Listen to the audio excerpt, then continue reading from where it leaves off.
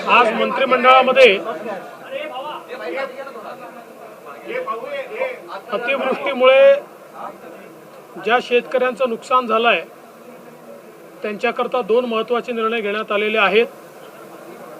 विशेषतः विदर्भाच्या भागामध्ये 2 हेक्टरपेक्षा जास्त लँड होल्डिंग असल्यामुळे मराठवाड्याच्या बऱ्याच भागामध्ये त्यांना कुठलीच मदत त्या ठिकाणी मिळत नव्हती आणि म्हणून 2 हेक्टरचा निकष 3 हेक्टरपर्यंत वाढवण्याचा निर्णय हा मंत्रिमंडळाने घेतलेला आहे।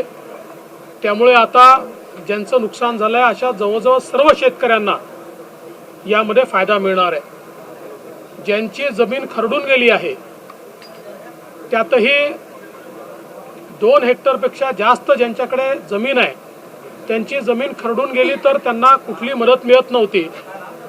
पण आता जमीन लँड होल्डिंग किती मोठं असलं तरीही 2 हेक्टरपर्यंत खरडून गेलेल्या जमिनीचा मोबदला त्यांना देण्यात येईल अशा प्रकारचा निर्णय देखील झालाय।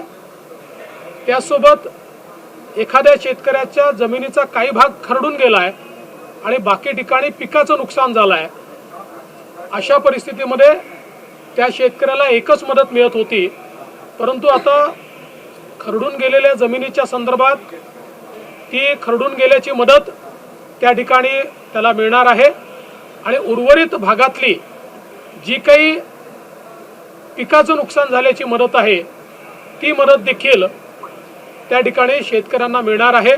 त्यामुळे मोठ्या प्रमाणात विदर्भ मराठवाड्यातल्या शेतकऱ्यांना याचा फायदा मिळेल आणि अतिवृष्टीमुळे ज्या भागामध्ये शेतकऱ्यांचं मोठं नुकसान झालं आहे त्यांना या नियमात शिथिलता दिल्यामुळे फायदा मिळेल। आपल्याला कल्पनाच आहे की मराठा आरक्षणाच्या संदर्भात जे काही आंदोलन चाललेलं आहे त्या संदर्भात राज्य सरकार सकारात्मकतेने पाऊल उचलत आहे। माननीय मुख्यमंत्री यांनी स्वतः आरक्षणाच्या संदर्भातलं कमिटमेंट हे दिलेलं आहे आणि त्यानुसार राज्य सरकार मराठा समाजाला आरक्षण देण्याच्या संदर्भात पूर्णपणे कमिटेड आहे। या संदर्भात आजच्या मंत्रिमंडळातले निर्णय देखील आपल्यासमोर आत्ताच संबंधित सगळ्या मंत्र्यांनी सांगितलेले आहेत, त्यामुळे मी पुन्हा ते सांगणार नाही। पण याच वेळी काही लोक या आंदोलनाचा फायदा घेऊन हिंसा करण्याचा प्रयत्न करतायत आणि विशेषतः ज्या प्रकारे काल बीडमध्ये काही लोकांनी त्या ठिकाणी लोकप्रतिनिधींचे घरं जाळ, काही विशिष्ट समाजाच्या लोकांना टार्गेट कर, काही लोकांचे हॉटेल दवाखाने जाळ, प्रतिष्ठानं जाळ, अशा प्रकारचं जी कारवाई केली आहे ही कारवाई अत्यंत चुकीची आहे।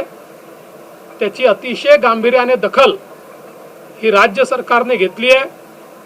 अशा सर्व लोकांवर पोलीस आणि गृह विभाग कडक कारवाई करेल। विशेषतः लोक घरात असताना घरं जाळण्याचा जो प्रयत्न झालेला आहे त्याचे सगळे व्हिडिओ फुटेजेस मिळालेले आहेत। 50-55 लोक आयडेंटिफाय झाले आहेत, उर्वरित लोकांना आयडेंटिफाय करण्यात येत आहे। या सगळ्या लोकांना त्या ठिकाणी पोलीस 307च्या अंतर्गत जीवे मारण्याचा प्रयत्न केला याच्या अंतर्गत त्यांच्यावर कारवाई करणार आहेत। अशा प्रकारे कोणाला मारून टाकण्याचा प्रयत्न, कोणाची प्रॉपर्टी जाळण्याचा प्रयत्न हा जर होत असेल तर मला असं वाटतं की पोलीस बघ्याची भूमिका त्या ठिकाणी घेणार नाहीत आणि म्हणून अतिशय कडक अशा प्रकारची कारवाई या संदर्भात करण्यात येणार आहे। जिथे शांततापूर्ण आंदोलनं चाललेली आहेत त्याच्यावर कुठलीही कारवाई करण्यात येणार नाही। शांततापूर्ण आंदोलन करण्याचा सगळ्यांना अधिकार आहे, त्यांचं म्हणणं ऐकून घेतलं जाईल, मात्र हिंसेला कुठेही थारा दिला जाणार नाही। या संदर्भात आवश्यकतेप्रमाणे ॲडिशनल फोर्सेस मागवण्यात आलेले आहेत, मोबिलाइज करण्यात आलेले आहेत, ते ठिकठिकाणी ठेवण्यात आलेले आहेत आणि जोपर्यंत या ठिकाणी शांतता होत नाही आणि अशा फोर्सेसला त्या ठिकाणी पकडलं जात नाही तोपर्यंत पोलिसाची कारवाई सुरू राहील। आणि या संदर्भात दुर्दैवाने ज्यावेळेस अशा घटना घडत होत्या त्यावेळी काही राजकीय पक्षांचे नेते किंवा कार्यकर्ते देखील त्याच्यामध्ये सामील असल्याचं लक्षात येत आहे। त्याचे व्हिडिओ फुटेजेस असर्टन झाल्यानंतर त्याची माहिती देखील आपल्याला पुरवण्यात येईल।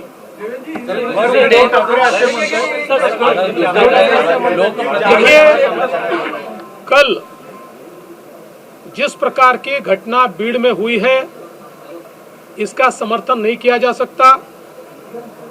मराठा आरक्षण के संदर्भ में राज्य की सरकार पूर्ण रूप से सकारात्मक है। कुछ निर्णय आज भी मंत्रिमंडल ने लिए हैं। लॉन्ग टर्म में इस प्रश्न को छुड़ाने के लिए सुप्रीम कोर्ट की क्यूरेटिव पिटीशन भी अभी मेंशन की गई है और सुप्रीम कोर्ट उसको सुनने वाला है। ऐसे समय कुछ लोग जानबूझकर हिंसा फैलाने का जो प्रयास कर रहे हैं, ऐसी हिंसा को बर्दाश्त नहीं किया जाएगा। उनके ऊपर कार्रवाई होगी। कई लोगों को आइडेंटिफाई किया गया है। सारे सीसीटीवी फुटेजेस हमको मिले हैं। इनमें जो लोग दिखाई पड़ रहे हैं उन्होंने सीधे सीधे लोगों को जिंदा जलाने का प्रयास किया है। ऐसे समय उनके ऊपर 307 की धारा के तहत व्यक्तियों को जान से मारने की कोशिश करना, इस प्रकार